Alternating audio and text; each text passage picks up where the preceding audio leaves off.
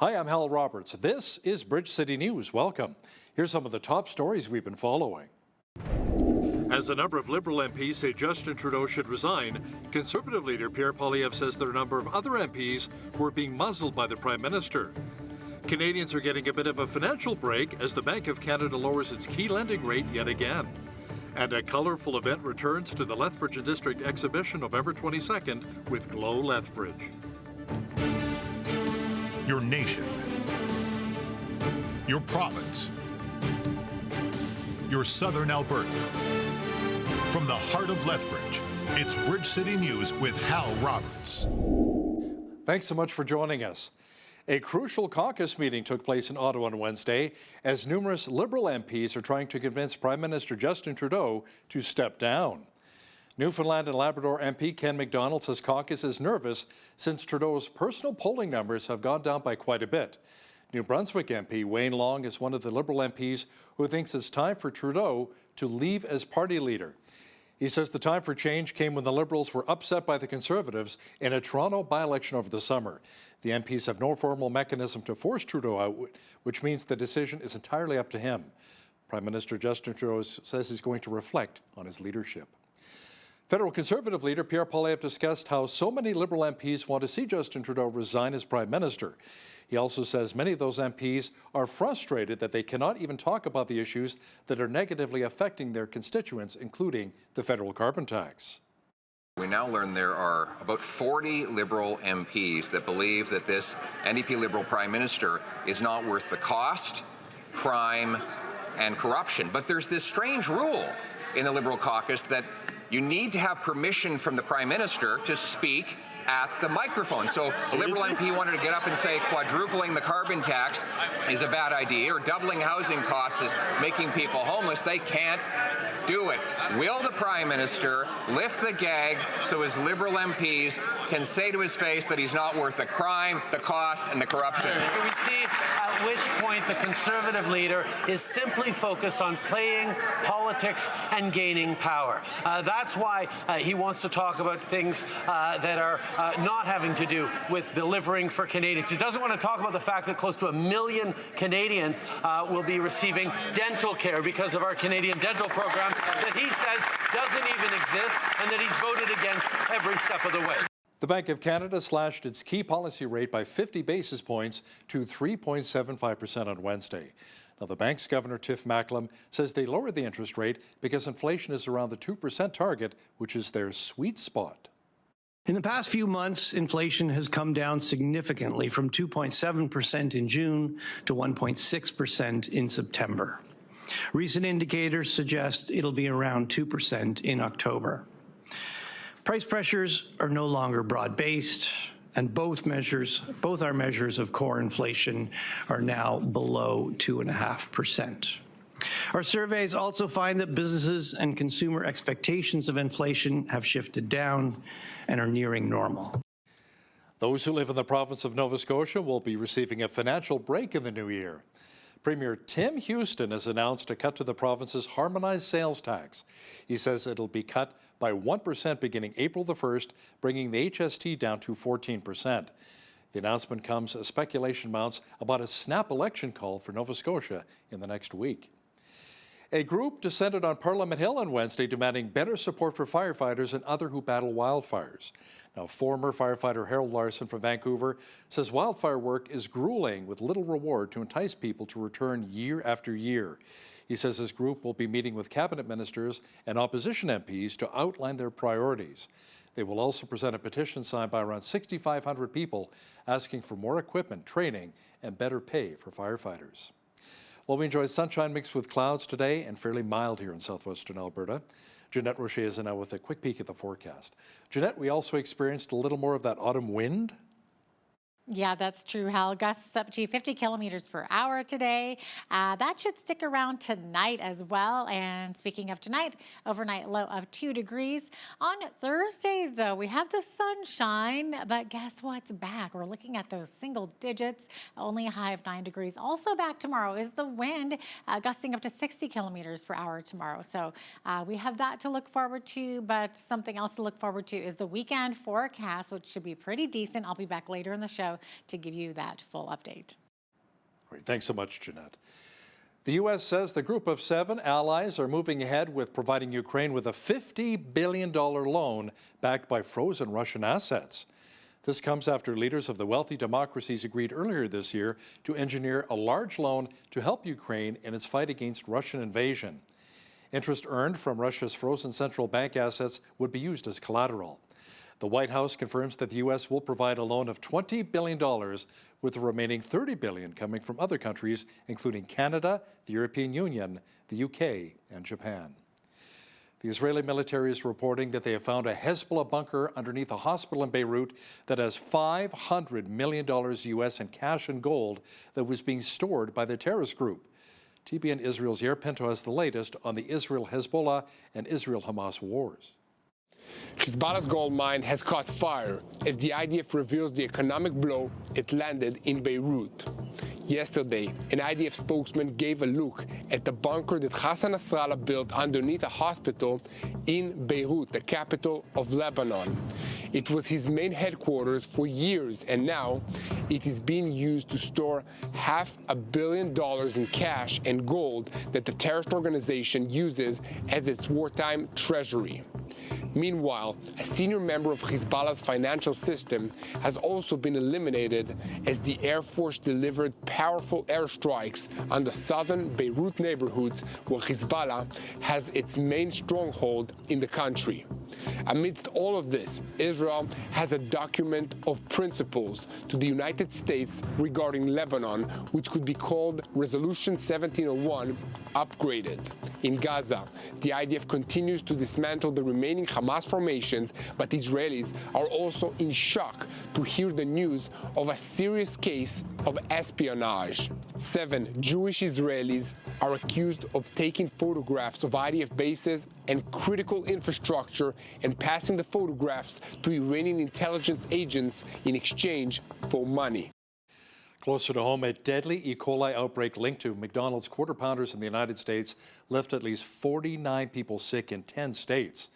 The U.S. Centers for Disease Control also reports that an older person died in Colorado and 10 others were hospitalized, including a child with severe kidney complications. A statement from McDonald's says initial findings suggest some illnesses are linked to onions sourced from a single supplier. The Alberta government celebrated the one-year anniversary of the Lethbridge Recovery Centre on Wednesday. Minister for Mental Health and Addiction Dan Williams says the Recovery Centre is part of the province's main focus on bringing long-term wellness and recovery to patients. 2 other facilities are also located in Red Deer and the hamlet of Gunn.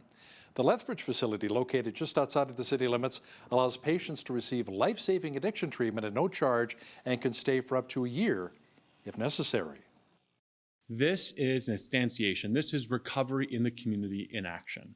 And the truth is that every single individual that passes through these doors, we've had over 110 over the last year, expecting over 200 next year, means another life that has had the opportunity at recovery. And we see other jurisdictions, for example, in British Columbia, that have programs like Unsafe Supply, where it's government-provided heroin on the street, unwitnessed, mass distributed, and we refuse to do that in the province of Alberta. We've taken a completely different approach. Our approach is about trying to address the addiction with the individual, give them treatment, give them an opportunity at recovery. This facility welcomed me with open arms when I was unlovable and loved me until I could love myself again. I never felt like I fit in anywhere, and I was just alone, and I thought I was always going to be alone. I thought I was going to die alone on the streets, but Fresh Start has given me a purpose. They've given me a place to go when I had nowhere else, and they've given me this opportunity to change my life, and I'm forever grateful for that. Now, 8 more facilities in Alberta are in the works of being constructed, with 5 of them in partnership with Indigenous groups in the province, including the Blood Tribe. The City of Lethbridge has announced that they're expanding the city's capacity for the water treatment plant. City officials were joined with Minister for Municipal Affairs Rick McIver and the Minister for Affordability and Utilities Nathan Neudorf on Wednesday to make the announcement. $2.8 million will go towards designing and expanding the plant's treatment capacity from 150 million litres a day to 180 million litres when complete, with preliminary engineering for future increase to 250 million litres. Funding will come from provincial grants, and residents won't see increased taxes or utility bills to compensate. Not only will this investment address the needs of the people of Lethbridge today by improving filtration, ultraviolet disinfection, and other chemical systems, it will include the preliminary work for future upgrades and help Lethbridge meet its long-term water needs as well as Lethbridge continues to grow and thrive. We know that on peak days, our demands exceed that 90% of the plant's current design capacity. And as the city continues to grow, that capacity obviously needs to grow with us. It will help us keep up with the expected demand over the next 5 years and beyond. The plant provides treated water to other regions outside of the city, including Lethbridge County, Coaldale, Colehurst, and Picture Butte. Work is expected to start as soon as design work is done and to be completed sometime next year. With China retaliating against Canada's tariff on Chinese-made EVs with a tariff of their own on Canadian canola, it continues to hurt our agriculture industry. Alberta's Minister of Agriculture and Irrigation, R.J. Sigurdsson, says the majority of our canola exports go to China, so this is a serious concern. This is very untimely. When you say that the combines are in the field right now, this couldn't have come at a worse time. So we definitely are working with our federal government right now to find a quick resolution to this and support our farmers and ranchers during this time. Minister Sigurdsson will also discuss how the federal carbon tax continues to hurt our farming families. Watch for that full interview coming up after business news. The visitlethbridge.com arena, formerly known as the NMAC Centre, has reached a milestone. In fact, it's a golden one. BCN's Naveen Day was treated to a sneak peek tour of a special exhibit honoring the venue's 50th anniversary. It's been 50 years of cheers. That's how long the visitlethbridge.com arena has been the venue for sports and entertainment events. On Wednesday morning, Becky Little, events manager with the arena, toured the media through the memories and memorabilia from 50 years of outstanding sports and entertainment milestones, way back from when it first opened as the Canada Games Sportsplex. This facility was built because we had an arena that had burnt down downtown. We needed a facility to host, and there was a dream in the community of hosting the 1975 Canada Games. And so, with that award, the Sportsplex was born. The tour includes stops in many parts of the arena that are typically off limits to the general public. One display in the lower level honors many notable figures that have made events possible here in Lethbridge, including award-winning promoter Ron Sakamoto, as well as past general managers. This facility has only had 4 general managers in its 50 years. So Mr. Ray Lambert was number 1. Then we moved into Mr. Ashley Matthews, and then Mr. Kim Gallucci, and now our acting manager, Jennifer Norsworthy. The 50-year-old facility still features many remnants of the past. Down on the lower level, you can still see track lines from what once used to be an indoor track. The building also housed a number of racquetball courts and a climbing wall. The venue has also shown its versatility in hosting some very messy events. And of course, when the hockey season is out, this facility has been the epicenter of amazing performances from many notable musicians and performers from the past and present. Many of these performances have helped put Lethbridge on the map. In addition to the musical performances, the venue has also welcomed Olympic athletes, wrestlers, comedians, and the internationally renowned Cirque du Soleil. These shows are extremely heavy. They bring in the most number of trucks, so I had 22 trucks lined up in the back for Corteo. Corteo is also our heaviest show.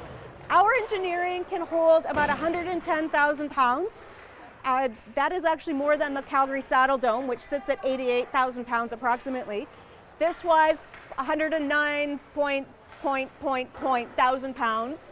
Residents are invited for a one-day-only event to embark on this tour on Thursday, October the 24th. The one-hour tours begin at 1 p.m., with the last one at 6:15 p.m. No registration is needed to attend this free event. For Bridge City News, I'm Naveen Day. The folks at Lethbridge Polytechnic unveiled their new logo today. The post-secondary, formerly known as Lethbridge College, changed their name on September 3rd of this year. Officials say the name change was necessary since it was serving students from all over the world. The president and CEO of Lethbridge Polytechnic, Brad Donaldson, says the logo represents more than just the design. It's a bold new chapter for our institution. It symbolizes innovation, resilience, and forward-thinking spirit. The facility, built 67 years ago, also provided degree programs since 2015. So how do you know if your child's school is actually a good school compared to others in your community? Wouldn't it be nice if there was actually some sort of a report card grading system for educational institutions? Well, it turns out there is. Peter Cowley is with the Fraser Institute and has been ranking schools across the country for many years. He is also the co-author of the 2024 Report Card on Alberta's Elementary and High Schools. He says every single public and private school has been ranked in the report and that it's a good tool for parents, teachers, and school boards alike. Anyone who is interested in education, we want to provide them with the comparison so that you could look, for instance, in the 5 schools near your house and say, are there any differences based on the ranking between the one that your child is going to and the one that's just a few doors down the way? And it can actually be extraordinarily important, because the question becomes, if there are differences between 2 schools in academics, why?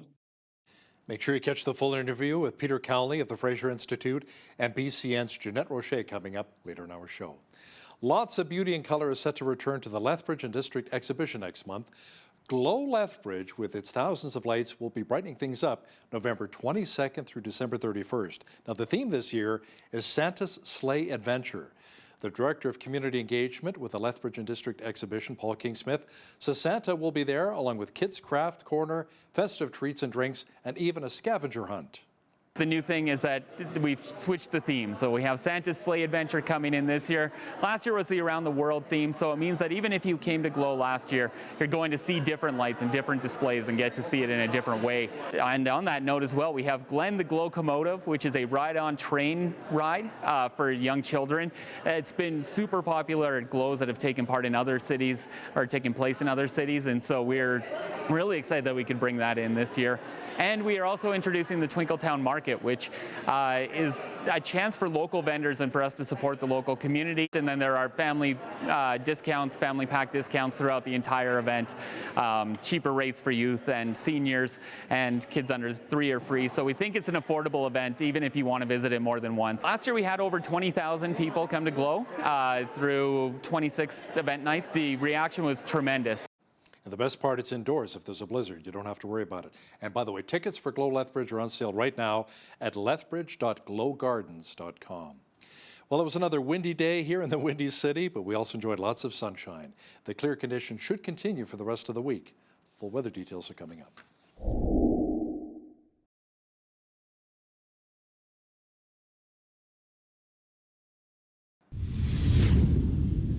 So the average high temperature for Lethbridge for this time of year is right around 11 degrees. We were fairly close to that.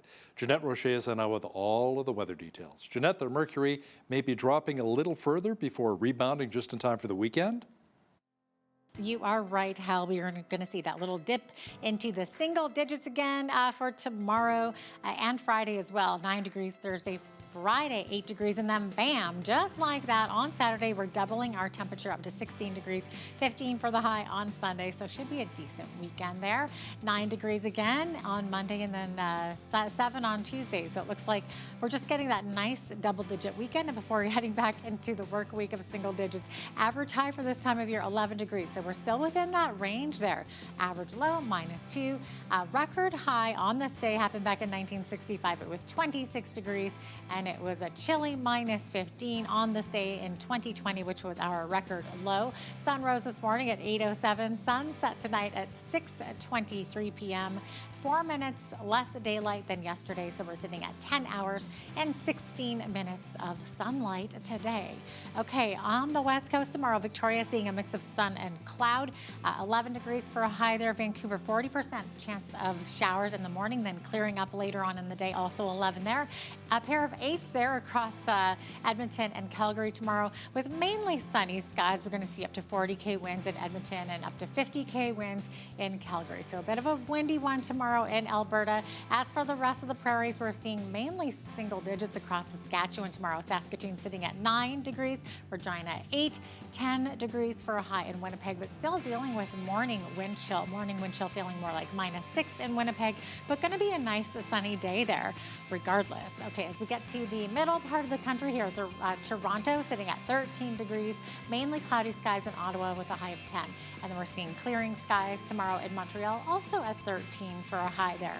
As we get to the Maritimes, let's look at that, the Atlantic provinces there.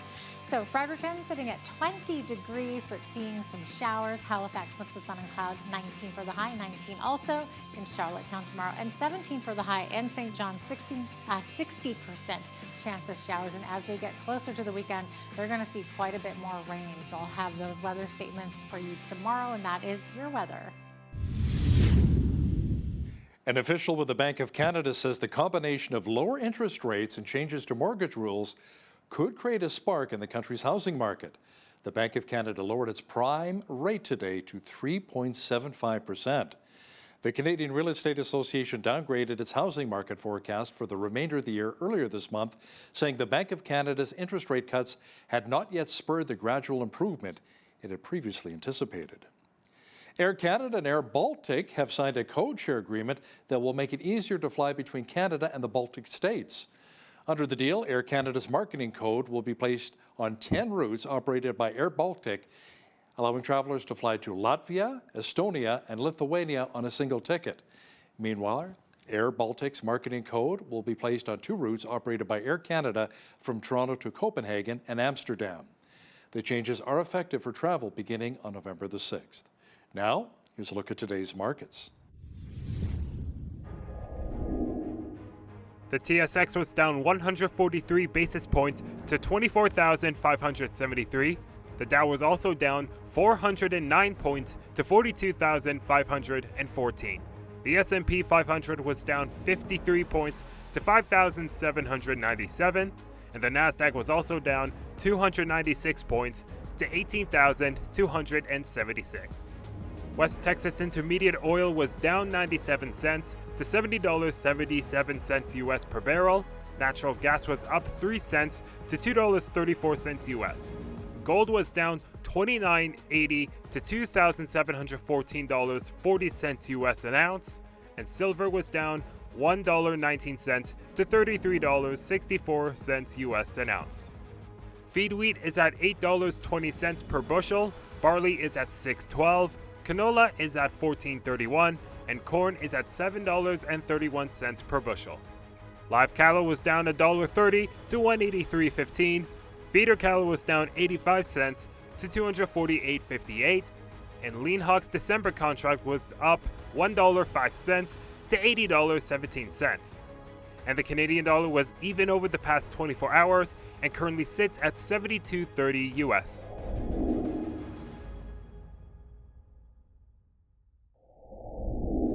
Recapping one of our top stories, the Bank of Canada slashed its key lending rate by 50 basis points to 3.75% on Wednesday. The bank's Governor Tiff Macklem says they lowered the interest rate because inflation is around the 2% target, which puts Canada in a much better position. Alberta's high schools recently received a report card. Peter Cowley, Senior Fellow with the Fraser Institute, will join BCN's Jeanette Rocher momentarily with the details of how well our schools really fared. When you see news happening in your community, be sure to drop us an email at info@bridgecitynews.ca. Also, be sure to visit our website anytime to check out a number of stories and interviews.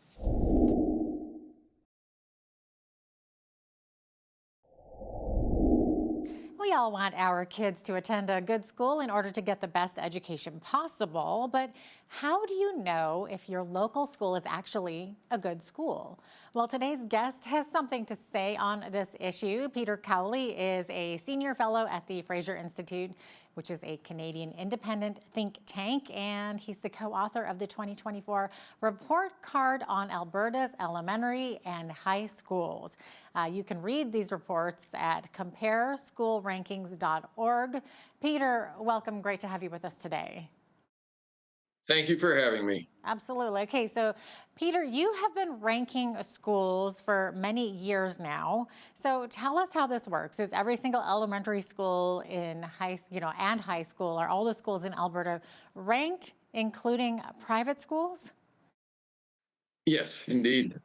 Okay, so are the schools being ranked only in academic performance, or are there additional ways that they're being ranked? Well, it has to do, the ranking has to do with how the students have done in terms of education, and also how the schools have done relative to others. But we are talking only about results, and so, for instance, there's unfortunately there's no indicator of how well the schools do in sport or something like that. I'd like to have that, by the way, and have tried to get that into the report, but with unfortunately, there's only so much you can do. So at any rate, what we're trying to do with the report is to give parents, teachers, school board folk, anyone who is interested in education, we want to provide them with a comparison so that you could look, for instance, in the 5 schools near your house and say, are there any differences based on the ranking between the one that your child is going to and the one that's just a few doors down the way? And it can actually be extraordinarily important, because the question becomes, if there are differences between 2 schools in academics, why?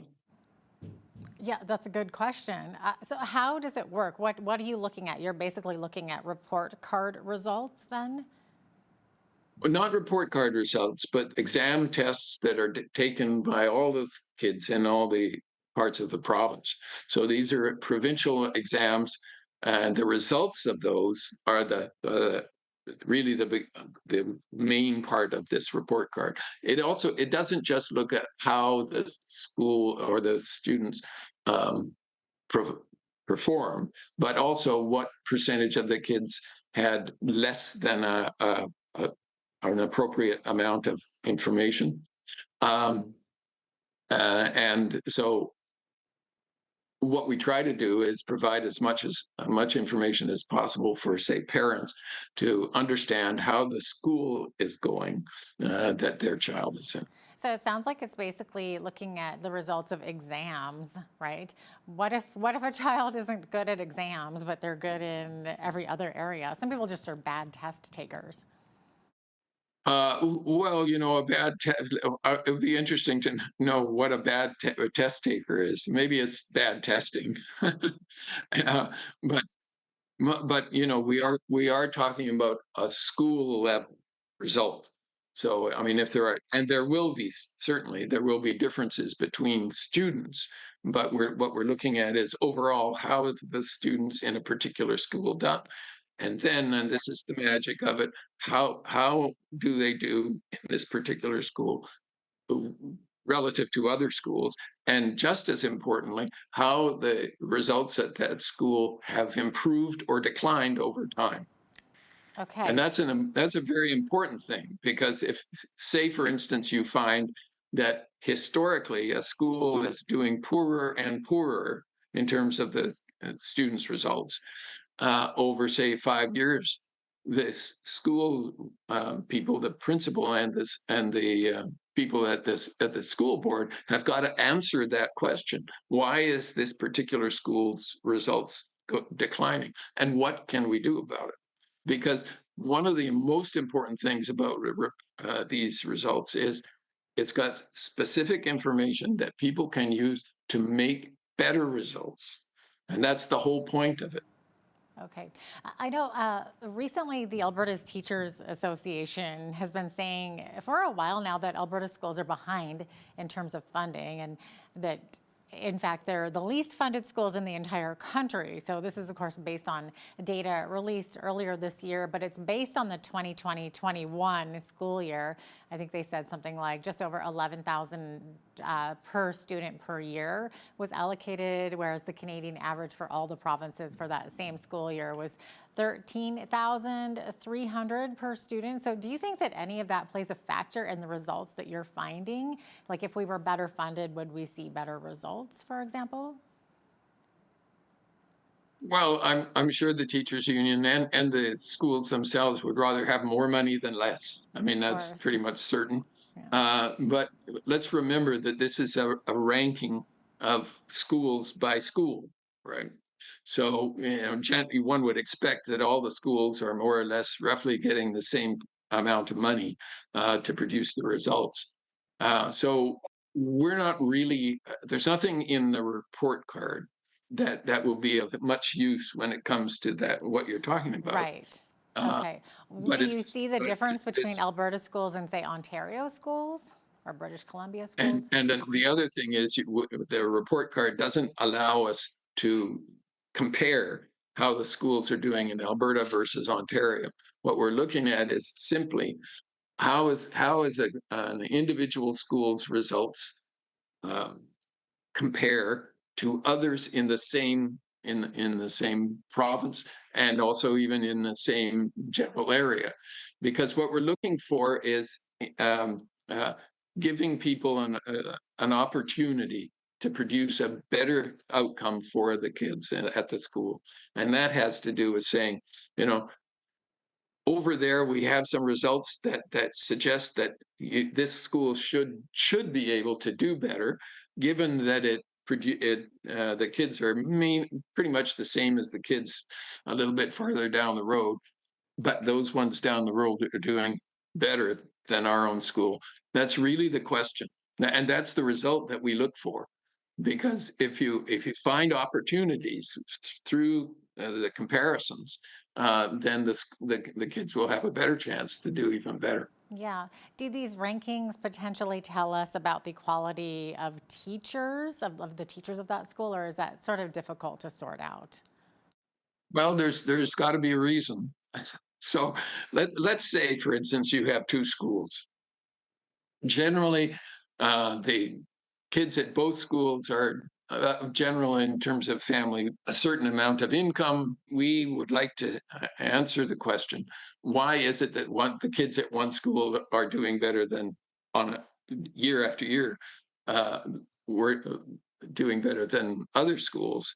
That's this, and therein lies, again, if you can find the reasons why one school is doing better than the other, the kids will do better, and that's really what the report card is all about. Have you been able to pinpoint why certain schools are doing better than others? Well, you actually answered that question first one ever, saying, well, are the teachers at one school better than others? And it's entirely possible that they are. And how could that come out? How could that be? Well, it could be that the principal of the school is better in finding the schools that are doing the best for their children.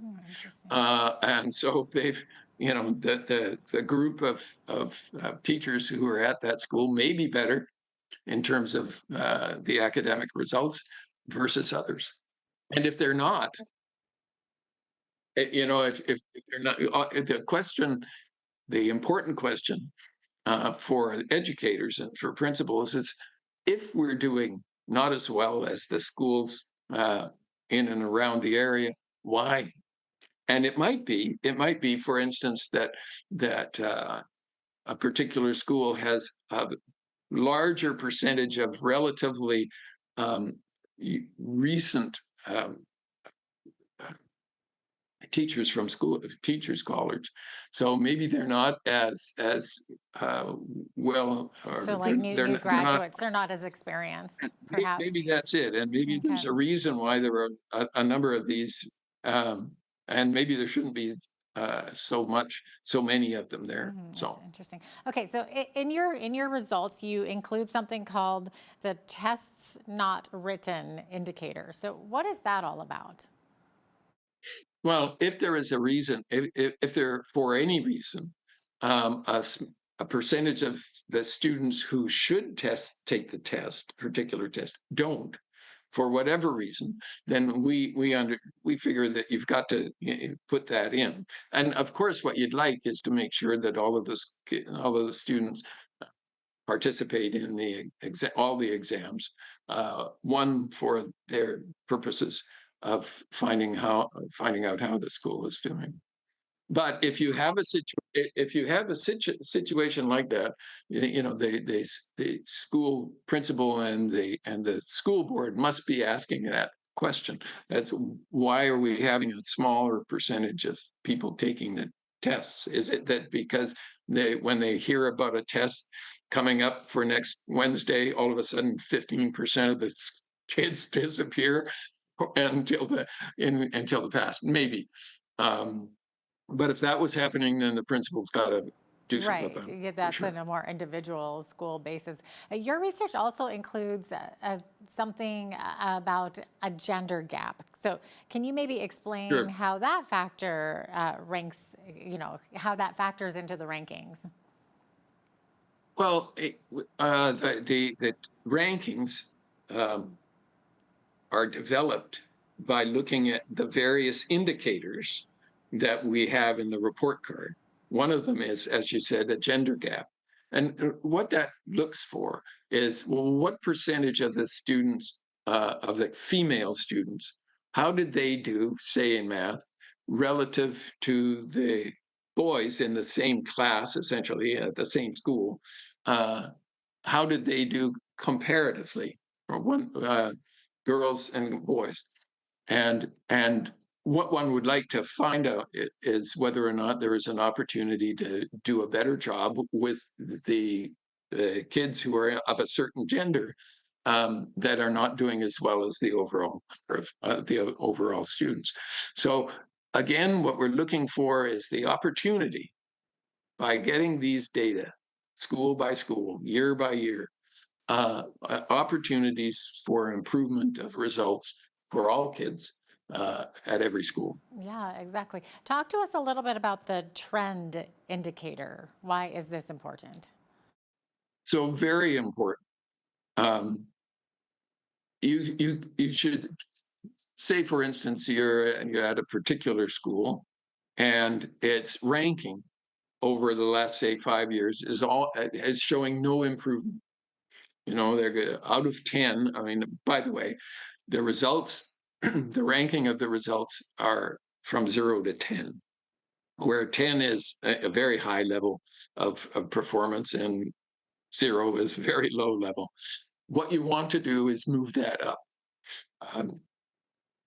And so what we want to find out is, over a period of 5 years, how is the school doing? Is it improving or declining? And you will find decliners and improvers across the spectrum of schools. But it is, of course, what we'd always want to say to the teachers and the school board people: we want to improve. I mean, we don't want to stay just this way or going down. So that indicator is extraordinarily important, possibly the most important, because if you see that a school's results are going up, you know that it can improve. All that is required is you've got to figure out how and get going with it. What kind of recommendation do you have for parents as to how they should best go about researching this if they're putting their kids in school?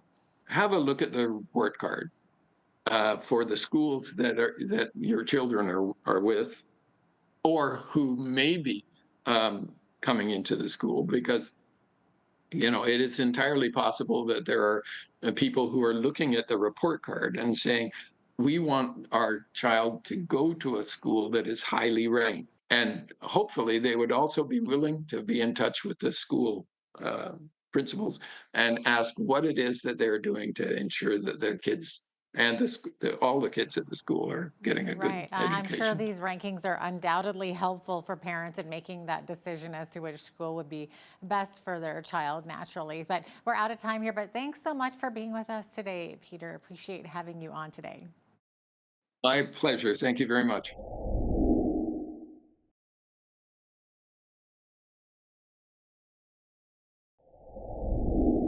Many would agree that our agriculture sector is the bread and butter of our economy. We rely so heavily on our farmers and producers. But where's the industry at? How healthy is it right now, especially in Alberta, and where are we headed? We're joined today by R.J. Sigurdsson, Alberta Minister of Agriculture and Irrigation, to talk a bit about the shape of our agriculture industry here in the province. Minister Sigurdsson joins us now from Edmonton. R.J., thanks for joining us today. Absolutely. Great to be here, Hal. It's a great day to have a conversation about agriculture, such an important industry to Alberta and all of Canada. Amen to that. Now, we're seeing the combines in the fields these days. What's the harvest looking like here in southern Alberta and the rest of the province? Well, we definitely were a bit concerned at the springtime this year. We had some strained years over the past 3 years, but we definitely saw rainfalls in the spring. Unfortunately, we didn't see some of the rain in July that would have been necessary to really push our agricultural industry to a what I would call a bumper year. But we're seeing average across the province right now. We're still waiting on a lot of the reports to come in, but definitely that spring rain that we saw this year definitely replenished the soil after 3 years of drought conditions. So it improved dramatically this year. So, in your opinion, what crops kind of suffered a bit this season? Well, we definitely, due to the fact that we didn't get some of the midterm rains in July, we definitely are seeing some of the strain in our wheat, definitely some strain in the barley. It just didn't get that rain in the mid-year that you would like to generally see that is going to improve the conditions. Now, China has been discussing putting tariffs on Canadian canola in retaliation to the federal government putting a 100% tariff on Chinese-made EVs. So, RJ, how much would this really hurt our producers? I mean, I read close to what, 70% of our canola exports go to China? Yeah, 70% of our canola exports do go to China. So definitely this is a major concern for our farmers. It will have an impact on the agricultural industry as a whole here in the province and west all of Canada. And we're working closely with our federal counterparts to come to a quick resolution to this. This is very untimely. When you say that the combines are in the field right now, this couldn't have come at a worse time. So we definitely are working with our federal government right now to find a quick resolution to this and support our farmers and ranchers during this time. So, if the spat with China continues long term, RJ, are there other trading partners we can reach out to, maybe in Asia or elsewhere? Well, this has been a focus of our provincial government is to take a look at the opportunities of diversifying our global trade markets. And that's why one of my first trips was over to Asia to have conversations about additional pathways and strengthening the food security for those countries that have been solid trading partners with Alberta, and also looking at opportunities all across the globe, which is going to continue to strengthen agriculture here in the province. Now, I think it's safe to say that the majority of Alberta farmers are not in favor of the carbon tax. RJ, how is this really impacting our agriculture sector, and is there anything we can really do about it? Well, it is a major impact, and it's a major impact right down to the consumer. I've said that I believe there's more layers of the carbon tax on the food that we buy in the grocery stores than probably any other essential, essential commodity that people have to buy on a daily basis. We continue to have conversations with the federal government to look at ending the carbon tax on all agricultural related products, because when we talk about food affordability, that's really all it's doing. Our agri-food processors are paying heavy carbon tax right down to the logistics of moving our commodities throughout the province and across the country are impacted by the carbon tax, which just does nothing but raise the price of food in the grocery store for everyday Albertans and Canadians. You know, it's certainly been an interesting year with drought concerns, as you mentioned earlier, and low reservoir levels, especially here in southern Alberta. But thankfully, as we talked about as well, we did receive a little bit of rainfall. Now, I know the province has been looking at ways to shore up the 4 pillars: share, store, conserve, and manage water. Is there anything definite in the works right now? Well, we definitely are having that conversation, understanding that water is a finite resource and we have to treat it as such. So, we are looking at different ways to manage our water here in the province of Alberta, ensure that we are maximizing on efficiency as much as possible. We're also looking at investments across the board, including investing in our irrigation systems. We have 933 million that we put forward to our irrigation infrastructure modernization. Through that, we're seeing efficiencies that is opening up new acres to irrigation. We're looking at investing in feasibility studies, $5 million in the 2024 budget to take a look at additional storage options like the Airmore Dam and Ardley Dam. And right down to the fact that we're working with Acadia in the special areas right now. They've partnered with CIB, and they are looking right now at a whole new irrigation district in east central Alberta that would open up 1.8 million acres of irrigation, which is important as we continue to look at the fact that the global demand for food is going to continue to rise over the decades to come. So how about some of that water sharing? How vital is that for our producers? Well, definitely, it's incredibly important. And when we look at the long-term vision here in the province about investing in, infrastructure to be able to increase storage and capacity, that's really important in southern Alberta, and that's why we're looking at all options available to be able to increase storage so that we can provide that stability when we're looking at a growing province that is seeing groves of people move here, and we're seeing some of the most positive growth in the agricultural space with investments in agro-processing right now. We talk about Cavendish, McCain's, P&H mills. We see a lot of investment coming to the province right now, and we understand that water is critical to ensure that that continues to happen in the future, and that our farmers have the water they need to be able to grow the commodities that everyday Canadians rely on. What is the outlook looking like right now for the cattle and hog sector here in the province? Well, we are, of course, the prices on the cattle side are still high, and we are seeing a lot of demand continue to increase across the globe. The pork industry, of course, they've seen some strain in the past couple of years with the pricing side of it. We continue to work with them to strengthen the industry, and as well, when we were over in Asia, was predominantly talking to and educating individuals in Asia about the high quality commodities that we have here, including beef and pork, and increasing market access in those areas to be able to strengthen those industries. Interesting, when Premier Daniel Smith was down in Texas recently talking about Alberta beef versus Texas beef, and there was a little bit of an argument there. Who has the better beef? What are your I thoughts? think that's going to be an argument that'll continue to happen for years to come. I would say that Alberta's got the best beef in the world, and I'll continue to support that message everywhere I travel. Amen to that. Now, the federal government is wanting to see Alberta farmers significantly reduce their use of nitrogen-based fertilizers in their efforts to reduce greenhouse gas emissions. RJ, have you been pushing back on this or complying with Ottawa? Well, I've been pushing back. Our farmers and ranchers use the right amount of fertilizer, and that's the message I've been expressing to the federal government. We have 4R here that includes right rate, right amount, right fertilizer. These are the policies that our farmers implement every single year in order to maximize their yields, which I believe is the key to sustainable farming practices and maximizing on the acres to be able to grow the most food possible. At the price of fertilizer, our farmers use only what they need. And that's to be able to make sure that they have a maximum opportunity every year to have the greatest yield possible. And I continue to have that conversation with the federal government in making them recognize that our farmers and ranchers are true stewards of the land. And over the past decades, they have always done everything possible to improve soil health and to be able to, make sure that they recognize the importance of moving forward in the environmental and sustainable farming practices.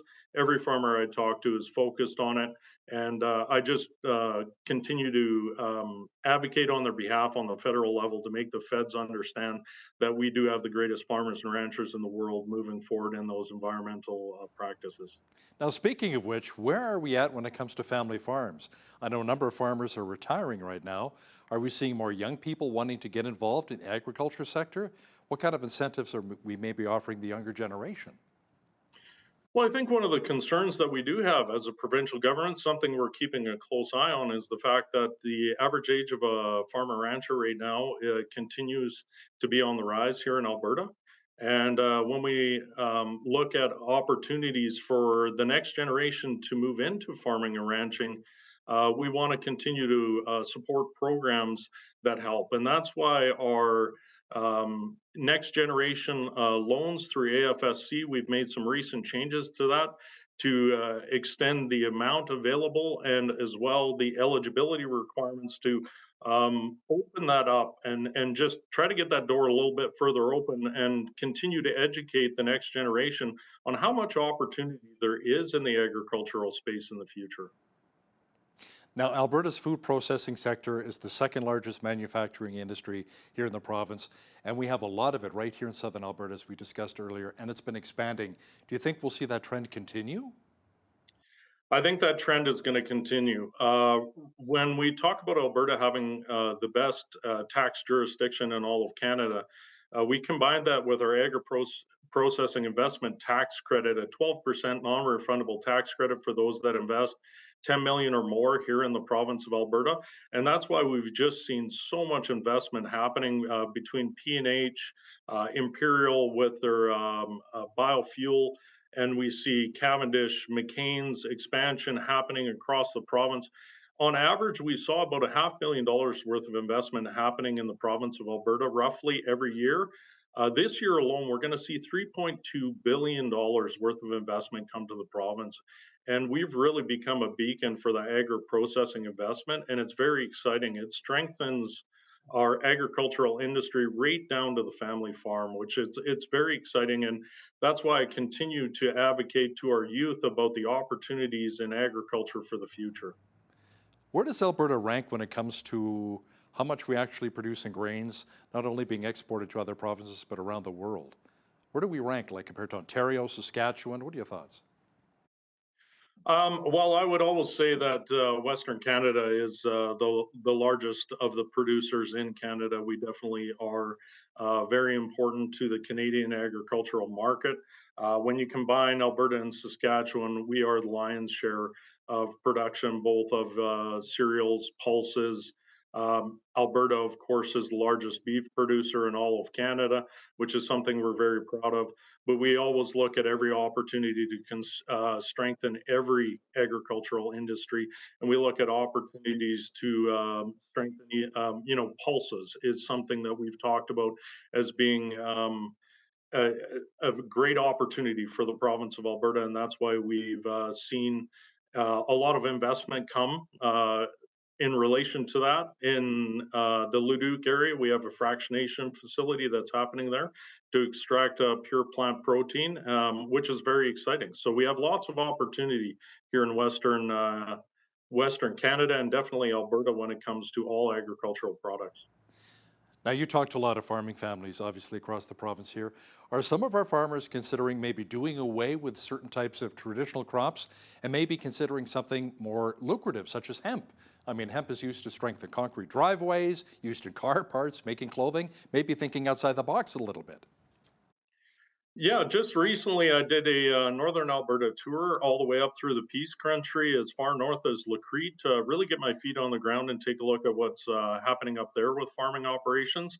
And we saw some exciting opportunities around hemp and other products. So we definitely look at every opportunity we can right now in the province to strengthen any commodity that our farmers and ranchers that they think is viable for their area. And there's certain areas of the province that hemp has a lot of opportunity and would I think has potential in the future for everything from car parts, as you mentioned, right down to concrete and other composites. So. Now, obviously, winter's just around the corner. Some of us are dreading it. Other people are pretty excited about it, especially the skiers in my family. But let's talk, RJ, specifically about the snowpack and how vital that is for our agriculture sector. The snowpack is key. I mean, we have streams and rivers that are glacier fed, but definitely the snowpack is what's required to be able to fill our reservoirs every year. Those reservoirs that we rely on for industry, municipalities, and definitely irrigation for our farms in southern Alberta. So we keep a very close eye on that snowpack as the winter progresses, and we work hand in hand with our irrigation districts to make sure that they've got as much data and information as possible so they can manage their irrigation districts efficiently and effectively every single year. And we also look at every opportunity as the province when we operate those reservoirs and dams to ensure that we bring them up to the levels necessary to support all of our industry here in the province. Alberta's Minister of Agriculture and Irrigation, R.G. Sigurdsson, thanks so much for joining us today from beautiful Okotoks. Thank you so much, Hal. On behalf of all of us here at Bridge City News, I'm Hal Roberts. God bless and thanks for watching.